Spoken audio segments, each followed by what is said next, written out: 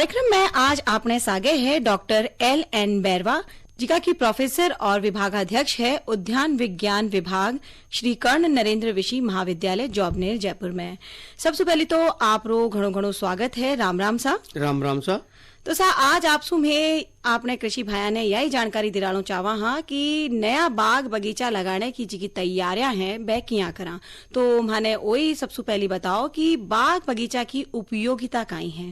राम राम किसान भाइयों, बगीचे न केवल हमें फल प्रदान करते हैं बल्कि पर्यावरण संतुलन एवं संरक्षण के लिए भी समान रूप से उत्तरदायी होते हैं। फलों के बगीचे कृषकों को अच्छी सामाजिक एवं आर्थिक स्थिति सुनिश्चित करते हैं। फल उत्पादन से किसान की आमदनी बढ़ेगी, आय में वृद्धि होगी तथा किसान आर्थिक रूप से आत्मनिर्भर बनेगा। फल हमारे भोजन को पौष्टिक एवं संतुलित करने के साथ साथ शरीर को शक्ति प्रदान करते हैं।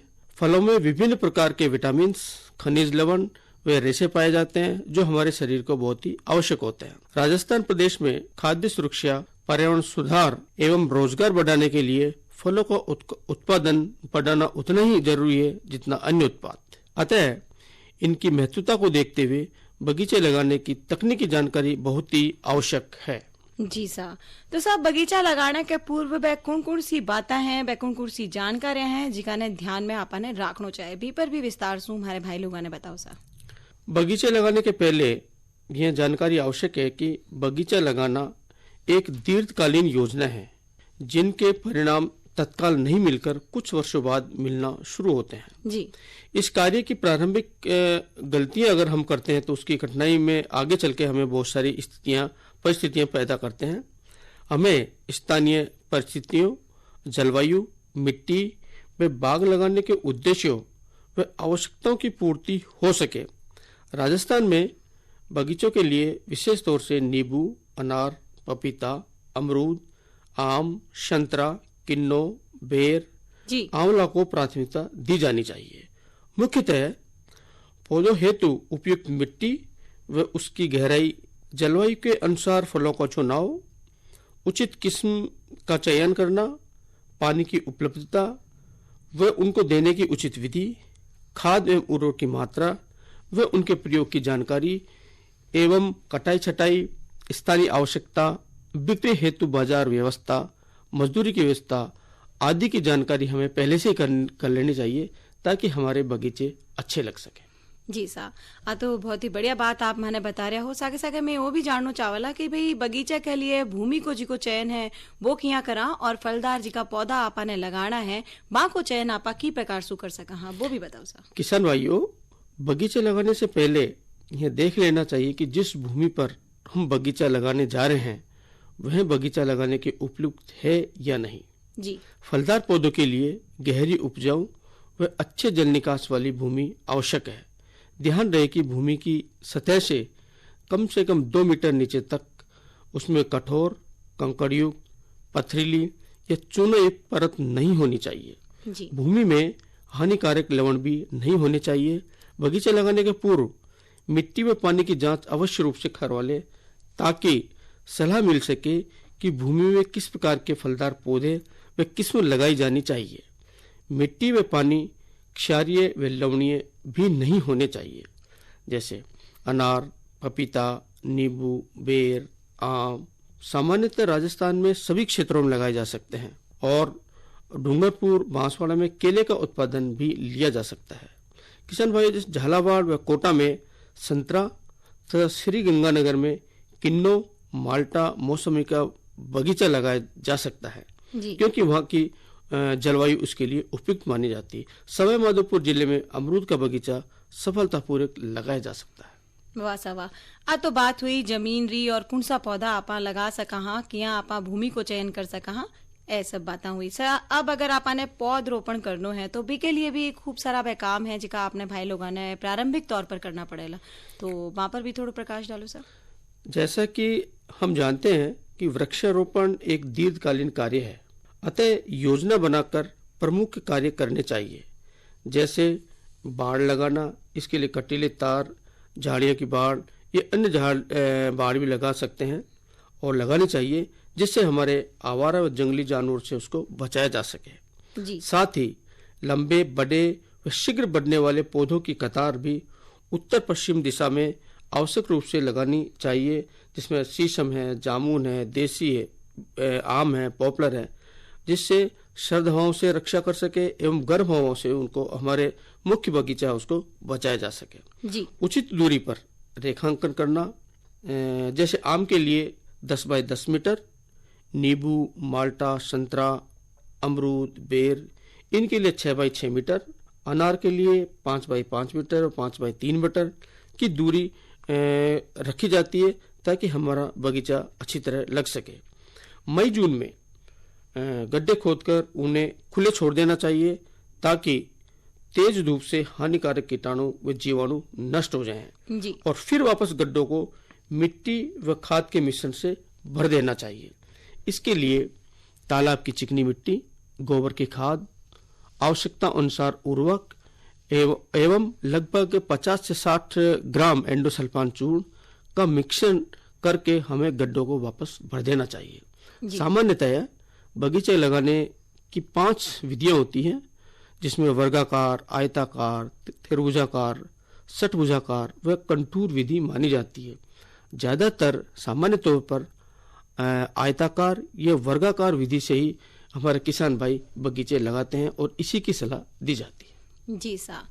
अब सा आपा बात करा जी हाँ, आपा पौधशाला जावा हाँ और बटेसू पौधा खरीद कर लियावा हाँ, तो पौधा खरीदते टाइम आपा ने कौन सी बातें हैं जिका को ध्यान देनो है, वहाँ के बारे में भी बताओ सा। किसान भाइयों, ये जानकारी बहुत ही आवश्यक है। जैसे पौधे की जड़ और तने वाला भाग मजबूत होना चाहिए, साथ ही साथ जो हम ग्राफ्टिंग वाले पौधे लेके जाते हैं उनका जोड़ ठीक प्रकार से जुड़ा होना चाहिए। यह निश्चित कर लेना चाहिए कि ये अच्छी तरह होना चाहिए, अच्छा होना चाहिए। उस पर किसी प्रकार के कीट व रोग के लक्षण नहीं होने चाहिए। पॉलीथीन की थैलियों में तैयार पौधे अच्छे माने जाते हैं क्योंकि इससे पौधों को नर्सरी से गड्ढे तक लाने व लगाने में जड़ों को नुकसान नहीं होता है। जी। सामान्य तौर पर पौधे 1 वर्ष से अधिक पुराने नहीं होने चाहिए। अगर अधिक उम्र के पौधे लेकर के आते हैं लगाने के लिए तो उनसे जड़ों की बढ़वार बहुत ज्यादा हो जाती है एवं उनमें गुच्छे बन जाते हैं, जो लगाने के बाद पौधे मरने की संभावना रहती है। अतः पौधे समान आयु के, ऊंचाई के होने चाहिए। जी। बीमारी और अन्य प्रकार की बीमारी से मुक्त होने चाहिए। अब साहब पौधा लगाने को सही समय और जिका तरीका है वहाँ पर भी थोड़ी सी चर्चा आपा करा तो बढ़िया है सा। फलदार पौधों को लगाने का सर्वश्रेष्ठ समय हमारे यहाँ वर्षाकालीन माना जाता है, जैसे जुलाई अगस्त का महीना होता है, क्योंकि उस समय वातावरण में काफी नमी रहती है। हालांकि पानी की उपलब्धता होने पर फरवरी में भी पौधों को लगाया जा सकता है। जी। पौधे हमेशा शाम के वक्त लगाने चाहिए क्योंकि उस वक्त पौधे लगाने से पौधों को लगने की संभावनाएं ज्यादा रहती है, मरने की संभावना बहुत कम रहती है। जी। कभी भी तेज धूप या ज्यादा वर्षा में पौधरोपण कार्य नहीं करना चाहिए। पॉलीथीन या अन्य को मिट्टी होती है उसको सावधानी पूर्ण हटा करके और लगाना चाहिए ताकि जड़ों को नुकसान नहीं हो और हमारे पौधे ज्यादा से ज्यादा सुरक्षित रहे। पौधों पर पैबंद छड़ा स्थान, जिसको ग्राफ्टिंग बोलते हैं, जी, या शाखा से जुड़ाव का स्थान भूमि तल से कम 25 सेंटीमीटर ऊपर होना चाहिए। जी। और गड्ढों में पौधों को जहां तक हो सीधे लगाना चाहिए और आसपास मिट्टी को अच्छी तरह दबा करके और भर के और उसे अच्छी तरह दबा देना चाहिए, एयर टाइट कर देना चाहिए पौधे, ताकि पौधे अच्छे लग सके। पौधे लगाने के तुरंत बाद हल्की सिंचाई करनी चाहिए। नवरोपित पौधों को यदि सहारे की आवश्यकता है तो उन्हें छड़ी या लकड़ी गाड़ करके उससे सहारा देना चाहिए। पैबंद के नीचे फूटने वाली तथा रोगग्रस्त शाखाओं को हमें समय समय पर हटाते रहना चाहिए ताकि पौधे का अच्छा आकार बन सके एवं पौधा अच्छा बढ़ सके।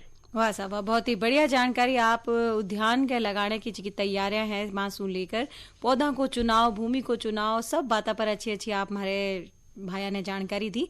अब सा कोई इसी बात, कोई सो सुझाव जो चलता चलता आप हमारे सगला किसान भाया ने देना चाहो तो भी स्वागत है सर। किसान भाइयों, बगीचों की महत्वता को देखते हुए इन्हें लगाना बहुत ही महत्वपूर्ण है। इनसे हमें पोषक तत्व मिलते हैं जिसमें विटामिन है, प्रोटीन है, खनिज लवण है, रेशे हैं, जो हमारे शरीर के विकास के लिए बहुत ही जरूरी है। जी। और बगीचे लगाने से किसान की आय बढ़ेगी, किसान आत्मनिर्भर बनेगा, उसकी आर्थिक, सामाजिक, पारिवारिक स्थिति बहुत अच्छी रहेगी। हमारे यहाँ सामान्य तौर पर नींबू, बेर, पपीता, अमरूद, अनार बहुत ही उपयुक्त है और हमारी इस राजस्थान की जलवायु के लिए ये बहुत ही अच्छे माने जाते हैं। जी। किसान भाइयों, इस महीने में गड्ढे तैयार करें ताकि जुलाई में पौधरोपण कर सकें। पौधे उपयुक्त किस्म के ही लगावें और विश्वसनीय नर्सरी से ही पौधे खरीद कर लगावें। जी।